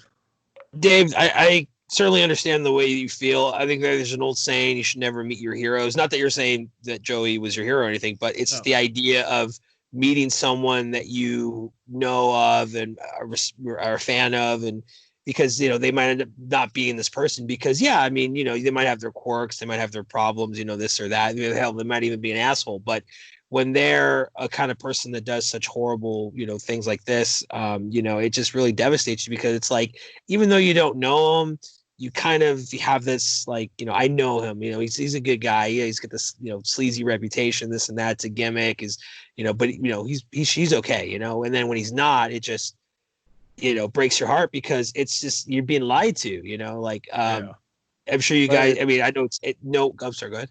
It's like you're being lied to, but his gimmick has been telling the truth for how long now? Yeah. You know, I mean, that's one real shitty part about it is because it's like it's the Louis C.K. all of this was fun and games, you know, and it was something that you laughed at on television, but you know, the reality of it was being portrayed right into our faces, and now we're just really learning about it. So it's the Louis C.K. thing all over again. Yeah, you know, like that first. He owned up to it, though. Yeah, well, that's the difference. He owned up to it. But you know, like that situation happened, and like, you know, a lot of people were disappointed and whatnot, and but it was one of those things where it was like right in front of us. Like, he was kind of weird. He was kind of a creep. You know, like he had that one segment on I think it was episode 1 of Louis, or it was in that first season where he was on like that Fox News show. Oh yeah. The anti-pornography, and then it said like Louis C.K. Masturbator / comedian. Yeah. And it's like, well, yeah. And then he goes on like a rant where he tells the woman that he's going to masturbate to her later, and I'm like, oh well, that's Hey, buddy. no wonder he was so familiar with the situation. He's probably done it before. Yeah. You know, and it's sort of like that same situation with Joey. Yeah. And it's disappointing, especially for, I don't know. It makes me sick, and I hope he just goes away forever. I hope he doesn't come back. So, well, you know, obviously in a much different set of circumstances, you know, as you boys remember a few years ago, I kind of went through that with a friend, and what I found to be was a combination of anger and sadness. You know, you're sad that this is the reality, and your anger because it's like, well, you know, this is, how long has this been going on? Has it been right in front of me? There were clues, you know, denial. You give someone the benefit of the doubt, you know, you defend them, you do everything you can, and then it ultimately ends up being like, hey man, you know, you backed the wrong pony on this one. You were totally wrong. And, you know, it's just all these emotions. And, you know, again, that's just from the fans' perspective, you know. And then you think about like, well, all these victims, all these people that are coming forward with these stories that are, you know, that are brave enough to come, because it's one of those things where it's really hard to talk about with anybody, let alone posting it on a platform where millions of people will see it and know it. You know, obviously, you know, details are left out, names, things of that nature, but still, it's a very, very difficult thing, you know, that, you know, I myself can't attest to. I've never had to go through it, you know, but I can certainly sympathize and imagine the difficulty and the bravery it takes to do it. And then on top of that, I mean, it's just layer after layer of shit, man. I mean, that the fact that it happened, or allegedly, let's Fortunately, we have to say that, but allegedly that it happened, and it happened multiple times, and this and that. On top of the fact that you kind of heard rumors, you've heard things, but nothing really you can prove per se, or you knew. It was just one of those things. And then just at the end of it, it's just like all the pieces come together, man. All the pieces fit. It makes sense, and you're just like, fuck, dude. You're just devastated is the word. A lot of these wrestlers, these names come up. You're just like, dude, what the fuck's going on? I mean, especially ones that that you've rooted for, you own merch for, that you want the best for. It's just like, what the fuck? But then again, we're fans. We don't get to know them on that level, and of course they're going to be nice to us for the most part when we meet them in person. That's part of the whole thing. But I Championship Wrestling from Hollywood before we met Joey, or I met Joey. I know you said you had stories, and I mean, it seemed like an oddball kind of guy, but it is what it is. And then it's just, man, it's terrible. No matter how you look at it from any angle, it's just a terrible, shitty situation right now. And it's one thing to say like wrestling is just shit right now because of bad booking and bad calls, but to add this on top of it, man, it's just it's a really just bad time for wrestling. It's just a fucking bad year, man. It's just like, god damn, almost afraid to ask what's going to come next, but my heart really definitely goes out to the victims and their families, because unfortunately I've known someone personally that has done acts like this to children nonetheless. Organization I used to work for, a guy I worked with very closely, and a lot of my coworkers worked with very closely, was unfortunately caught. Well, I can't say unfortunately. Fortunately, he was caught having sexual acts with underage boys. Not only underage boys, but these were underage boys that were picked up at the border, abandoned by their families. Jesus Christ. And, just having to, like, just being on that side where it's like, holy shit, I know this person, and just thinking about all the times that you've had with this person and how it was so disgusting. And well, at the time it was authentic, it was fun, he was a good guy, and then it just becomes like dirty all of a sudden. It's like it's tainted. And a close friend of mine who had him over at his house for a barbecue, and the guy was playing with his kids and everything like that. He's like, that sick son of a bitch, played with my kids. And then my supervisor was his best friend, and she was in denial about it for months until the evidence came out. And I mean, it's disgusting. So, like, the people that are involved, the victims and their families and friends, like, that's where my heart goes in all this. Like, if these allegations are true, the people that are committing these acts, they can go fuck themselves and they can go rot in hell, as far as I'm concerned. Like what David, like what you said about Joey Ryan, I hope he never comes back. I don't want to ever hear a mention of him ever again. I don't want to see him in a ring. I definitely don't want to see him on TV, read about him online or anything. I just hope he fades into obscurity and you never see him again. I hope I don't see him at an Angels game, because that's one place that I would always see Joey Ryan when he was home, was at Angel games. And it's just disgusting. I'm not gonna like do anything violent against him, but it just would make me physically sick to see him out there. So, and I mean, just to to end this, it's depressing. This has been a depressing episode, but I think it was a necessary thing to talk about. Absolutely. Yeah. We don't get serious very much on this podcast, so it's nice to change it up for a bit. So it had to be talked about. I mean, it's happening now. We have to talk about it. That's what it is. We'll line it up next week. Here's the thing. Sorry about that. But I know a lot of people, they want to remain healthy skeptics about this. It's a lot of male people that are like this. They'll be like, "Oh, it's a lie. That's a lie." Because their hero or whoever they look up to is being accused. You need to believe victims. And if it ends up being a false allegation, it ends up being a false allegation. But at least be willing to hear out the victims of these cases. Yeah. Don't don't start bullying them. Don't start questioning them. That's not your job. It's like go back to what I said earlier about the NASCAR thing. In this country, you are innocent until proven guilty. I mean, given a lot of UK people, it's maybe a little bit different, but until the person is actually found out to be guilty, if they're lying or telling the truth, reserve your judgment for that. Yeah. I mean, just hear the victims out.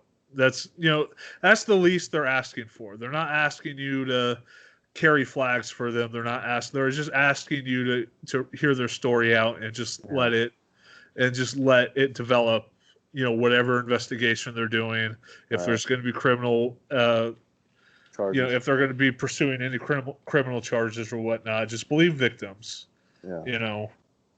Yeah, and if it's somebody, whether it's a wrestler or an actor or musician, anybody that you are a fan of, and these allegations come out, and you're kind of you don't believe them, you don't think they're true, then at the very least look into it, man. Separate yourself from this person, look into it, as much information you can find, and then make a sort of judgment on that. Obviously, innocent to proven guilty.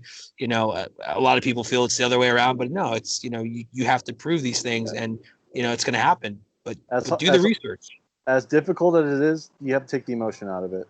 You have to take the emotion out of it and look at the facts. Yeah. And that's all you can do. I mean, the way I look at it is that, like, let's say, your daughter or your son or your wife or cousin or friend came to you and said, "Oh, this happened to me." Would you not believe them? Right. Would you not listen to them, or would you just start questioning them right away? Would you just hound them for the answer? It's like, you wouldn't do that to your friend. You wouldn't do that to your family. Don't do it to somebody on Twitter. Yeah. Who is coming out with something that may very well be, hurting them. Yeah. They could have, post-traumatic stress disorder because of the situation. Yeah. They could be, have suffered, that have suffered trauma because of these situations. Believe victims. Separate your emotions from it. Just believe them, read them. Don't hound them. Don't do anything like that. Yeah. That's not right. So, absolutely. Yep. But do we want to end on anything positive? Yeah, do we have any picks for the week or anything? Well, it's not a pick, but it is some pretty cool, interesting news that I actually found out last night. There's a pro skater. His name is Jeremy Ray, W-R-A-Y. Back in 1997, I believe, he was infamous for doing this, basically a gap jump, but it was on top of two water towers. I think the distance between them was like 16, 20 feet, something like that. I don't know the actual number, but it was a really big deal. It was on the cover of Thrasher back in the day. And I found out last night that was actually done about 5 minutes from my house, right there on Pathfinder and Fullerton becoming Harbor. There's the water district there. Pass by it all the fucking time. Never put two and two together. But I found this video. It was somebody was interviewing him. They were revisiting it probably about 10 years later. And when I started seeing footage of like the 7-Eleven where me and Mike hang out at and all these different things, I was like, what the fuck? And then all that shit was happening. So, our little area is well known for Back to the Future. It's what everyone talks about, where they filmed the mall scene there. But this is actually pretty cool because, it's just not only is it like, another infamous thing that happened, but it's like when you think about it, if you watch the footage, that's a hell of a gnarly jump. And, no safety net, no nothing. I think he did 5 tries. And then when he fucked up, he'd have to run and hop over the gap again to do it. So they basically, what they did was they snuck in, they jumped the wall. And you know how like a lot of places have those like not fire escapes, but those ladders that kind of come down, but they only come down so far. You have to use another ladder to get to it. This dude fucking wall hopped and grabbed onto it like Spider-Man and then fucking, went up there and did it. And this was all before he was scheduled to do like a how-to video. This was just like the start of his day. They talked about doing it, and then the videographer called him and was like, hey, let's go do it. He fucking did it on a whim. And if you look it up, again, Jeremy Ray, water tower jump or whatever the fuck it's called. I mean, check it out. It's pretty fucking cool. And I know it's not, the most exciting news in the world, but it's definitely a positive because, like, dude, I pass that place all the fucking time.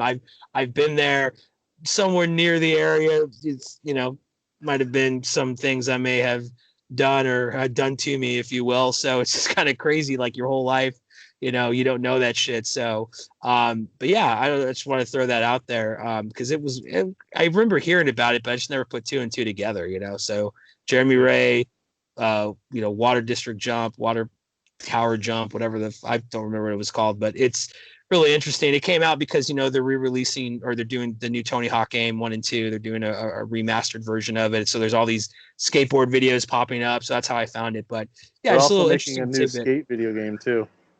Oh, are they? Yeah. Oddly enough, I didn't see that. I just saw Tony Hawk everywhere. So we'll see. But yeah, I just want to throw that out there. Like some positive, some interesting stuff. So there you go. Yeah, like speaking of things that are in our area that we didn't know, we're going through Parks and Rec again on Netflix for the third time. And the episode where they go back to Ben Wyatt's hometown, I don't remember the name of the city, but it's in Minnesota. The actual shooting location is the Orange Circle in Old Town Orange. Oh, really? Oh, wow. Yeah, so it was kind of cool seeing that. I mean, I've been there plenty of times for the street fair, and then I also had a friend that lived over there, and I was just curious. We were watching that episode, and I just looked at the shooting location and said, "Oh, Old Town Orange Circle," and I'm like, "Oh, I know exactly where that's at." Haven't you ever watched a commercial or anything and noticed in the background something familiar? Whenever I watched there would be commercials that pop up and that they're for let's say they're are centered around baseball or whatever, and you'll look at the filming location, you'll be like, oh, that's Angel Stadium. Yeah. There's a movie I'm trying to look up the title of it. I've read the book, but and I've seen the movie, but the movie has something familiar. So give me a second here. All right. It's got one of my favorite actors ever, Nick Nolte, in it. So I'm going through his IMDb real quick. Oh, hell. Oh, hell. No, but go ahead. I know what you mean, Dave. Like when you see something, or you found it, it's just like, hey, I know that place. Yeah. All right, what is it? Okay, it's a movie called Peaceful Warrior. It stars the guy who plays Scotty in Euro Trip. Okay. And Nick Nolte. It's based off a true story. It's like an uplifting type movie. Well, the movie's about a guy who was a gymnast up at Cal, and he ends up getting in a very bad motorcycle crash, and it almost ends his collegiate career. And then he finds this guy Nick Nolte, who he calls Socrates. It's it's for you, Crispy. You might actually like it because it's like a mixture. It's a mixture of a non-fictional story, but there's a lot of philosophy and even magic elements to the story. So, well, you had me at philosophy. The magic's a nice little bonus. No, it's an awesome movie. I have all 3 books based off the Socrates story, but it's a real good movie. But in the movie, before he gets into the motorcycle crash, they have I like to call it the chase view. It's like the camera in front of the race cars during NASCAR races that just shows it's like the point of view camera on the motorcycle. And I was watching this movie and I'm like, man, those streets look so familiar. And then I'm like, that's downtown Fullerton. Oh, wonderful. Yeah, he's going north on Harbor or south on Harbor towards Commonwealth. Oh, okay. Because I noticed the 4 buildings on the corner. I'm like, that's downtown Fullerton for sure. When was the movie made? 2006. Oh, okay. Yeah, okay, I mean, it's been a while, but so this is before downtown Fullerton became downtown Fullerton. Yeah, before it became college. Well, I mean, it's always been a college town, but now it's like more. New bars pop up every day. So yeah, well, even during a quarantine, there's new bars popping up for some reason. Yeah. Well, I remember that area pretty vividly because I was going to Fullerton College starting the fall of '03, and we would frequent the town. It's let's just say in between classes. So yeah, I'll have to check that out, man. It'd be a nice little throwback because I remember some of the places that used to be there, and that's a trip, dude. That's cool. What's it called again? Peaceful Warrior? Peaceful Warrior. Okay, I'm gonna keep an eye on that. It's probably floating around some platform. If I could find the clip, I'll send it to you guys. There you go. Before I go out and see and seek to try to watch it, do you get the classic Nick Nolte acting move in it? Oh yeah. Okay. Good. Oh yeah. At least once. Okay. So. Yeah. No, it's a pretty good movie. It was on Netflix when I watched it, and that was probably about 10 years ago. Oh. So, but I don't think it's on there now, but I'm sure you could find it somewhere. All right. I doubt it's part of some bidding war to be on different sites. It's probably floating around there, but I'll take a good look at it. Yeah, but does anybody have any picks for the week? No, I'm kind of tired. I'm getting tired right now. I'm kind of drunk also. Really quick, in addition to my Magic, I've also been watching Fuck That's Delicious season 4. It's on Vice right now, but I started watching it on Hulu, so I would imagine it's only going to be a matter of time before it appears on that, or maybe it's even on there. I don't know, but if you've ever watched the show, it's the same. Man, it's fucking great. Yeah, a lot of repeats, a lot of the same places they go to, but I could just watch Action Bronson talk about food and eat food all day. So that's really good. So I'd recommend that if you haven't watched it, start from the very beginning. Fuck That's Delicious. Action Bronson. I'd recommend that. So. Get on it. Cool. For me, there's a lot of new fans watching NASCAR, and they're asking a lot about the history of NASCAR. There's 3 YouTube channels that you could follow. You've got David Land, Real Radman, Slap Shoes, and Black Flags Matter. Those are 4 really good YouTube channels that you could follow. They do a lot of short documentary type videos on past drivers, past races. Slap Shoes is actually really fun because he actually goes to old abandoned tracks, and he talks about old dirt racing and everything like that. So it's pretty cool. As far as Netflix goes, I was watching Drive to Survive. It's an F1 racing documentary. I think each season, it's got 2 or 3 seasons. Each season's 10 episodes, and it just follows the F1 drivers race by race. So that one's pretty cool. And then last but not least, an Instagram handle for all you people to follow. My wife started a fall pumpkin themed Instagram page. The handle is Punkin Butt P19 PUNKIN BUTTT19. So she's been working pretty hard at it lately. She's already up to about 172 followers, which is more followers than any of our podcasts combined. So if you're out there listening, definitely give her a follow. She's putting up some pretty cool stuff. So what's the spelling of it again? PUNKIN BU and 3 T's 19. Okay. So that's all I got.